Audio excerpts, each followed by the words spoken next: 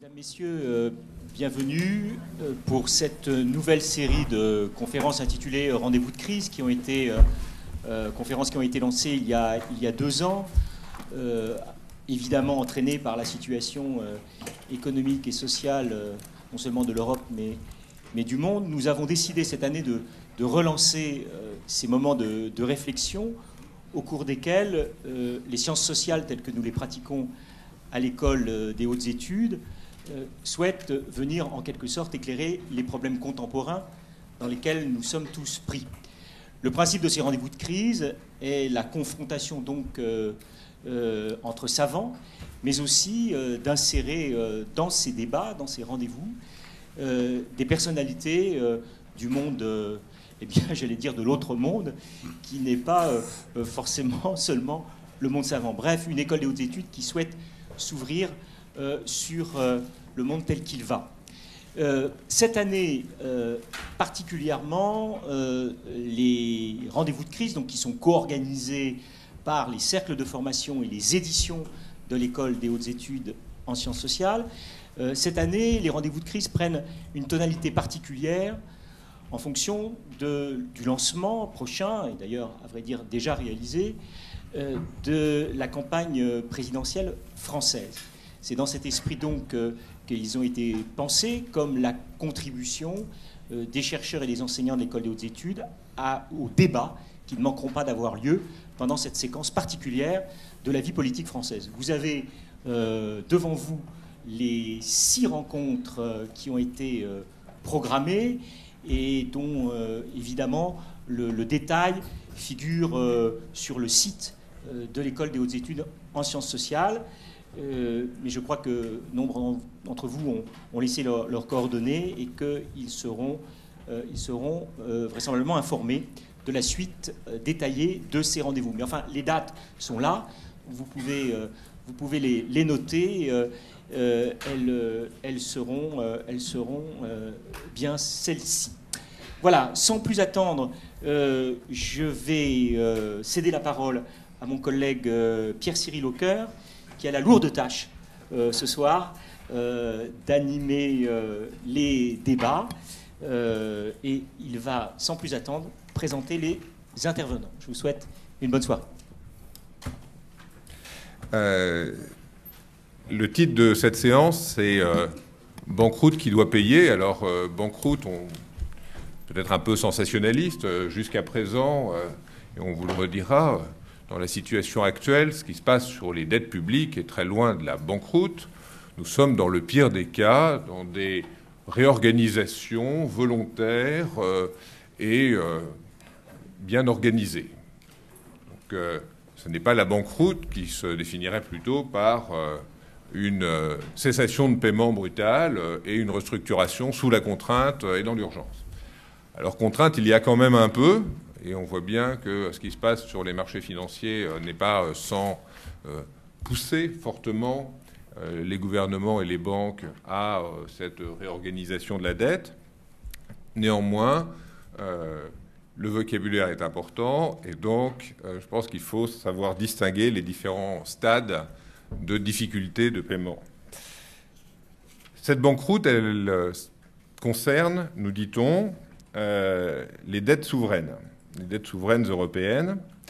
Et ces dettes souveraines elles sont aujourd'hui dans une situation assez unique par leur niveau, du moins assez unique pour des dettes accumulées en temps de paix. Dans le passé, on a atteint des niveaux beaucoup plus élevés de dette publique, selon le critère standard qui est dans la presse tous les jours du rapport entre la dette et le produit intérieur brut. On a atteint des taux beaucoup plus élevés, je pense à l'Angleterre du lendemain des guerres napoléoniennes ou du lendemain de la Première Guerre mondiale, avec des dettes qui ont été remboursées dans ce qui est le passé maintenant, mais qui était le futur de cette époque-là. Si on considère la dette anglaise de 1815, elle a été quasiment entièrement remboursée dans le siècle qui a suivi. Ça a mis beaucoup de temps, mais ça a été fait. Ça a été fait sans inflation, ça a été fait sans défaut. Et donc, le niveau lui-même n'est pas quelque chose de radicalement nouveau. Ce qui est nouveau, c'est que ça a été accumulé en temps de paix et pas en temps de guerre, et que par conséquent, les raisons pour lesquelles ça s'est accumulé sont sans doute différentes, et la manière de résoudre le problème est peut-être affectée par ces raisons d'accumulation. Alors, quand on parle de tirer des exemples historiques, quelques leçons sur la manière de traiter ce problème de dettes excessives, on en vient très fréquemment à invoquer la crise de 29. Et quand on compare de manière plus générale la crise financière qui a commencé depuis 2008 au passé, on le compare très souvent à la crise de 29. Je pense que c'est de manière générale une assez mauvaise comparaison, et c'est sans doute particulièrement une mauvaise comparaison dans le cas qui nous intéresse des dettes souveraines, parce que s'il y a eu des défauts souverains pendant la crise de 29, y compris en Europe, y compris dans une certaine mesure la France et l'Angleterre, dans une mesure sensible l'Allemagne, en particulier sur des dettes vis-à-vis de l'extérieur, on était dans une situation de concurrence, voire d'hostilité entre pays, qui n'est pas celle que rencontrent aujourd'hui les pays européens, malgré quelques petites tendances à la critique du grec ou du portugais par-ci ou par-là. Il me semble donc qu'il vaut mieux, pour réfléchir à cette question, remonter à une histoire plus longue, qui est en particulier celle de la construction des États-nations, celle dans laquelle on a vu des éléments d'un ensemble géographique qui, par la suite, s'est transformé en un État, ou qui était déjà à certains égards un État, mais qui l'est devenu plus par la suite. Ces différents éléments partageaient progressivement une unité politique, la dette jouant un rôle dans cette intégration. Et si on prend simplement l'exemple français, dont va nous parler Marie-Laure Leguet dans un instant, si on suit des étapes d'intégration monétaire et financière, on voit que l'intégration monétaire, comme dans le cas de l'Europe, a précédé assez longuement, d'assez longtemps, l'intégration financière, que l'intégration financière s'est faite après des périodes, et je pense aux travaux récents de Katia Véguin, pendant lesquelles des entités subnationales avaient un pouvoir financier parfois très important, y compris par rapport au roi de France. Et cette intégration ne s'est faite que progressivement. Et je pense qu'une des choses que nous allons écouter chez Marie-Laure Leguet, c'est qu'elle prend la situation au moment où, avec Colbert, cette intégration a franchi une nouvelle étape, avec des apports et puis peut-être aussi des faiblesses dont elle nous parlera sans doute. La Révolution française a été aussi une étape où on a réellement forcé toutes les régions qui avaient maintenu des traditions financières très différentes à rentrer dans une union plus radicale. Alors, est-ce que ce modèle de l'unification, de l'intégration est un modèle pour aujourd'hui, un modèle de fédéralisme fiscal radical? C'est une hypothèse. Et je pense que les participants à cette table ronde vont la discuter. Il me paraît également que ça ne va pas de soi que ce soit la seule hypothèse. Le partage n'est pas nécessairement un partage entre pays, on n'a pas nécessairement une harmonisation entre pays. Il y a d'autres possibilités, et certainement on peut trouver des exemples qui suggèrent d'autres modes de solution que le passage à un niveau d'intégration politique supérieur, même pour une crise qui a des effets qui se déroule au sein d'une unique zone monétaire et qui s'appuie sur une union politique déjà avancée. La question que nous avons choisi de poser dans cette table ronde, ce n'est pas simplement pourquoi y a-t-il des difficultés ou comment les résoudre, mais de manière un petit peu plus précise, qui doit payer? Et cette question qui doit payer, elle est importante parce que aujourd'hui, on a l'impression quelquefois que la question, c'est de savoir si c'est l'Allemagne ou la Grèce ou les Allemands ou les Grecs qui doivent payer, alors même que le problème n'est pas du tout nécessairement un choix entre des pays. Ça peut être un choix entre des groupes sociaux, ça peut être un choix, une manière différente de faire payer. faire défaut sur la dette, ça veut dire, par exemple, faire payer d'abord les créanciers.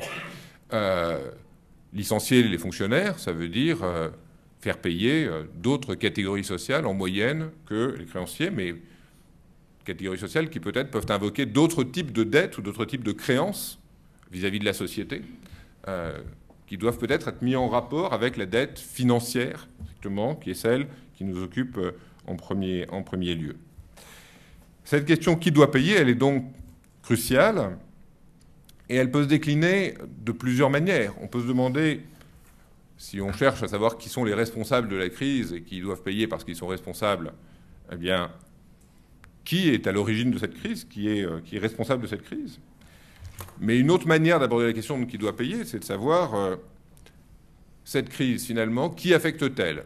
Qui en bénéficie? Qui y perd? Et on peut imaginer que l'objectif de la politique soit de compenser en partie les pertes des perdants et de taxer en partie les gains des bénéficiaires d'une crise. Et donc on aurait une manière de traiter la question qui doit payer qui serait liée à l'impact de la crise et non plus à son origine. On peut aussi se dire que la question importante, c'est de savoir quelle est la répartition des coûts qui va permettre de sortir le mieux possible de la crise. C'est-à-dire comment faire pour relancer l'activité économique, comment faire pour répartir les pertes sans affecter trop l'activité économique et même idéalement en contribuant à la relancer. Et c'est évidemment pas nécessairement la même distribution des coûts que dans les deux cas précédents. Et puis enfin, il y a une question qui est simplement qui risque de payer parce que les forces politiques, les forces sociales sont telles que c'est ceux-là qui, en fait, vont payer. Et c'est évidemment une quatrième répartition qui n'est pas nécessairement la même que précédente, et il y en a peut-être encore d'autres que les intervenants vont éventuellement évoquer.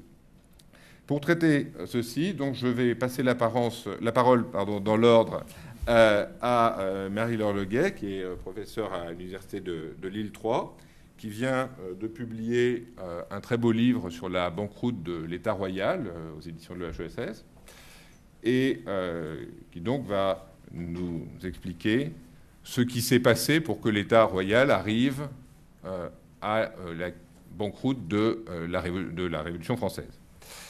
Gérard Béor, qui est directeur d'études à l'École des hautes études en sciences sociales, nous parlera ensuite des origines de l'accumulation de dettes et de la manière dont se sont résolues les grandes accumulations de dettes à travers plusieurs exemples historiques. Et puis, en dernier lieu, Bruno Queuret, qui est...